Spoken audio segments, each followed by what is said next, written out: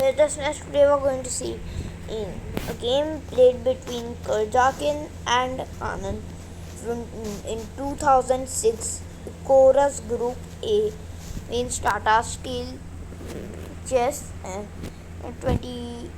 2006. It's uh, named. It was named Chorus back then, but after some years it got renamed and it was known as the Tata Steel Chess Classical. And this was from the classical event. Let's start the game. The game started. Well, this game was so complicated. Seriously, your head will blast when you see the first 25 moves. Yeah. This is the concrete theory of the Nazdorf. E4, C5, knight f3, knight c6 is the old Sicilian, but in the main line was played d6, and now d4, c into d4, knight into d4, knight f6, knight c3, and here you got 4 options to choose from. Let's examine all of them. The first one is a6, which was played in the game the Nazdorf. Second is knight c6, which leads to the classical variation. And then here bishop g5 is the main move, bishop c4 is the second main move. Then here is e6, bishop d7 is sideline. After d6 there's queen d2,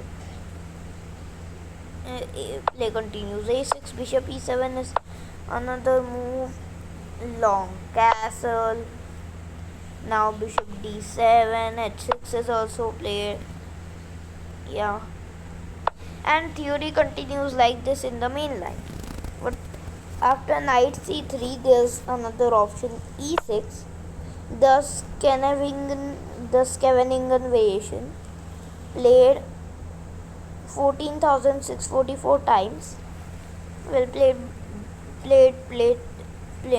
3 times or 4, yeah, 3 times by Magnus Carlsen, so kinda decent. After e6 there are 4 main moves. g4 is the main move, bishop e2 is another main move, bishop e3 is yet another main move, and there's also f4. These are the main. And here there's g6, the dragon, one of the, I think, the most complicated chess opening ever.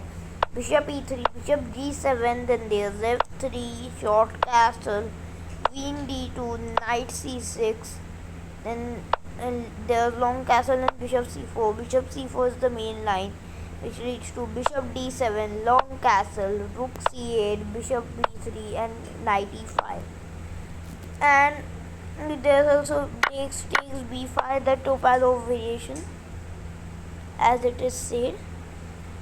At knight e5 and complex theory, king b1 is considered to be main, h4 is another move.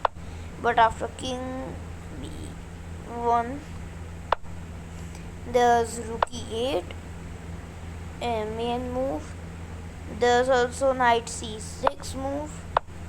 After rook e8 there's h4, then h5, then there's bishop h6, g4 is another move. After bishop h6 there's knight c4 takes, bishop into g7, king into g7, knight to d5, e5, knight into f6, queen into f6, and well, position is okay. So in this game the main move, the Nazdorf, was played, and here there are many options in this game. The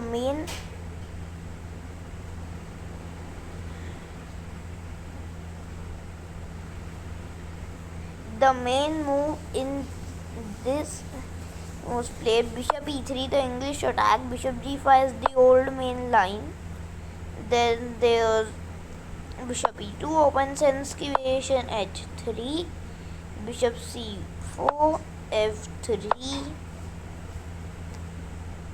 f4 g3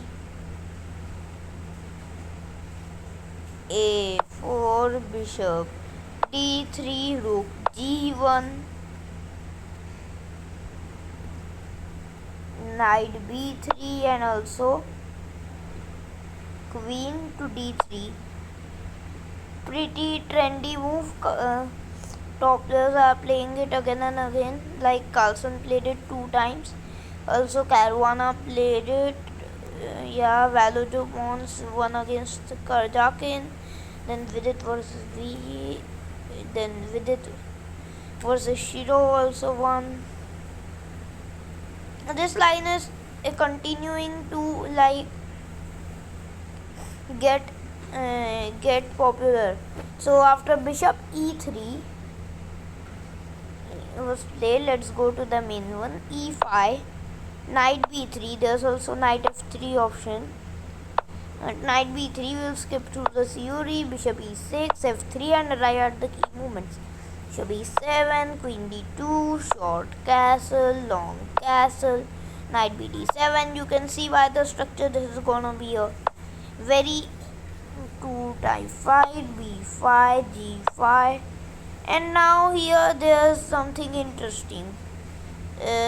Now the main move in the theory by a very big margin of 69 to 31 is b4. Knight h5 is the best choice of the engine, but it's quite bad to put your knight on the rim. Like the engine looks from its own direction, calculating more accurately, which humans can't, but it's not that good. Knight e2, knight e8, a logical move, f4, and now e5. Now counter attack, and after f5, not getting the bishop to c4 but a4. It's all about speed. Yeah, and now you may not believe the move, but still the move is knight b2 d4. Very precise, ultra precise move. The thing is that if you take here, then I take and you have and you take and your king side position is worsened because of your a2 weakness.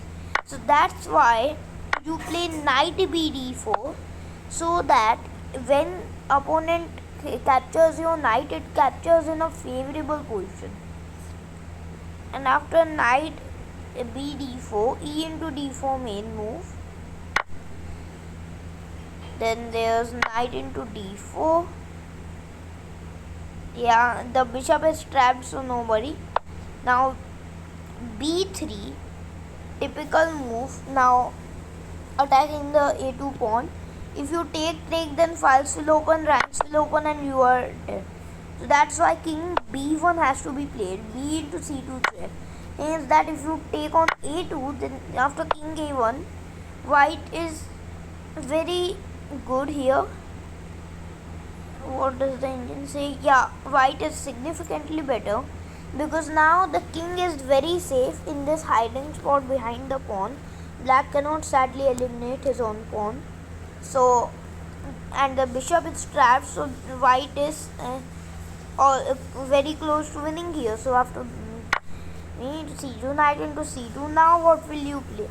Now the bishop is trapped, but as we saw, we have to give it in the most favorable way.